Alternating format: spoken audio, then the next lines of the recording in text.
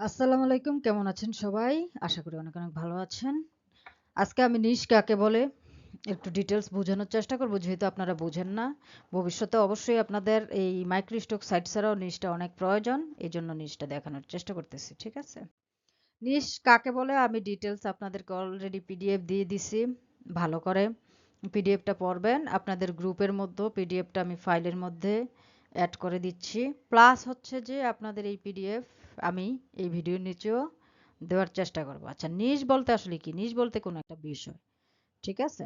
সেটা আপনি হতে পারেন, একটা প্রাণী হতে পারে, পৃথিবীতে যা আছে সবকিছু, বা আমরা যা কল্পনা করি সেটাও একটা নিশ, বা আমরা অন্য জগতের যা দেখি ওগুলো একটা নিশ। মোট কথা যে বিষয় নিয়ে আপনি কাজ করবেন সেটাই নিশ। আচ্ছা, নিশ কত প্রকার ও কি কি?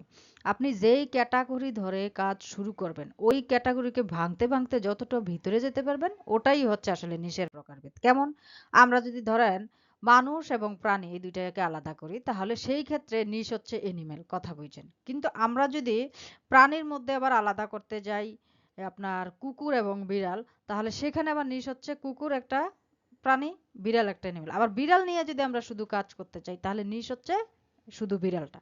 এরকম আমরা যেই টপিকটাকে আলাদা করে একটা টপিক বেছে নেব ওইটাই নিশ। তা আমরা যদি ধরেন অ্যানিমেলটাকে নিশ হিসেবে ধরি, তাহলে সাবনিশ কি হবে? গরু, কুকুর, ধরেন আমরা এনিমেল নিয়ে কাজ করব। আমাদের গ্রুপের মধ্যে ১০ জন মানুষ আছে। ১০ জনে প্রাণী নিয়ে কাজ করব। তো প্রাণী নিয়ে কাজ করলে আমরা যদি একরকম প্রাণী নিয়ে কাজ করি তাহলে কপিরাইট খাওয়ার সম্ভাবনা থাকে। আমাদের ডিজাইন সাবমিট কম হওয়ার, বিক্রির সম্ভাবনা কম থাকে। তো এইজন্য আমরা ধরেন এনিমেল নিয়ে কাজ করলে একেকজনে একেকটা এনিমেল নিয়ে কাজ করবে। তাহলে এনিমেলটা হচ্ছে এই ক্ষেত্রে আমাদের নিশ, আর সাবনিশ হচ্ছে যে এনিমেল নিয়ে কাজ করবে। এখন এনিমেল নিয়ে কাজ করতে গেলেও কিছুদিন কাজ করার পরে দেখি যে ওই অ্যানিমেলটা নিয়ে আর কাজ করা যাচ্ছে না। তখন আমরা ঢুকবো মাইক্রোনিশের মধ্যে। মাইক্রোনিশ বলতে কি, এই অ্যানিমেলের মধ্যে দেখবেন বিভিন্ন প্রজাতি আছে, ওগুলাই মাইক্রোনিশ। আচ্ছা, এভাবে যখন আমরা অ্যানিমেলের বিভিন্ন প্রজাতিতে যাব মাইক্রোনিশে, তখন দেখা গেছে যে আমরা আরো যদি গভীরে ঢুকতে চাই তাহলে এনিমেল, এক এক দেশের এনিমেল কিন্তু এক এক রকম হয়। যেমন বিড়ালই দেখেন, বাংলাদেশের বিড়াল দেখতে একরকম হয়, ইন্ডিয়ান বিড়াল একরকম হয়। কাঁচামরিচ দিয়ে চিন্তা করেন, বাংলাদেশের বোম্বাই মরিচগুলা একরকম হয়, ইন্ডিয়ানগুলা কিন্তু আরেক রকম হয়। সবজি যেটাই চিন্তা করেন এক এক রকম হয়। ড্রেসের কথাই চিন্তা করেন, তাহলে ওগুলো হচ্ছে মাইক্রোনিশ। তো আমরা ডিটেলস এটা একটু চিত্র দেখে বুঝে আসি। যেন animal, animal breed, animals species, মানে এনিম্যাল নিশকে যদি আমরা ধরি এগুলোকে বলা হয় ব্রিড বা স্পেসিস, প্রজাতি। এটাকে নিশ হিসাবে আমরা ধরলাম।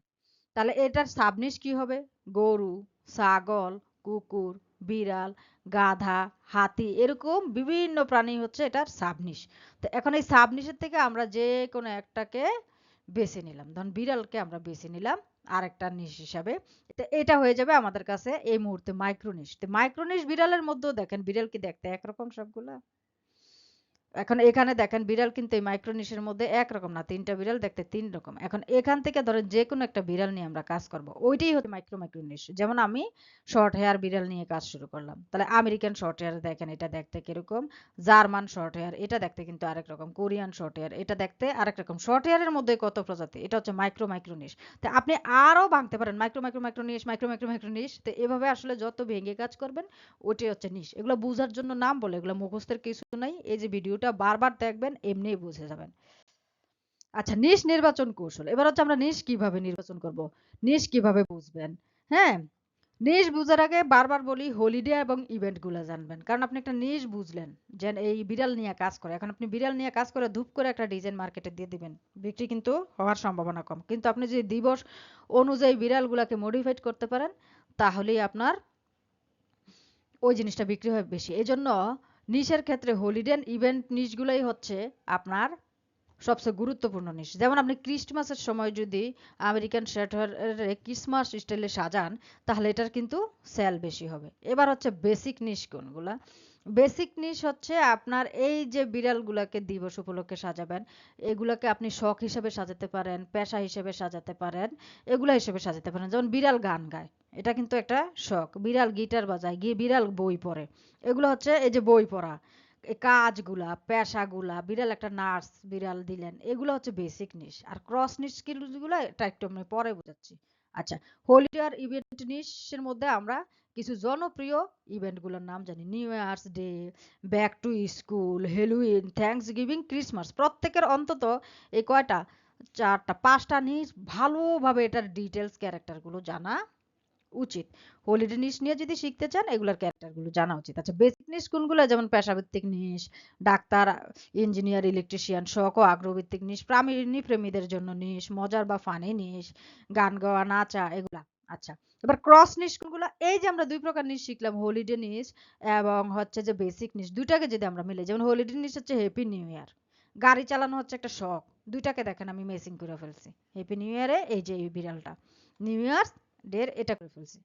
ঠিক আছে, তারপর এই যে দেখেন এটা হচ্ছে ক্রিস্টমাসের একটা ডিজাইন, এটা হচ্ছে ক্রিস্টমাসের একটা টুপি।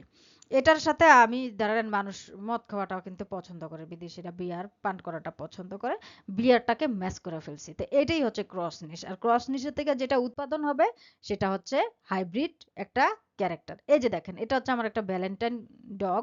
এই ভ্যালেন্টাইন ডগকে আমি কি কিসে পরিণত করে ফেলছি?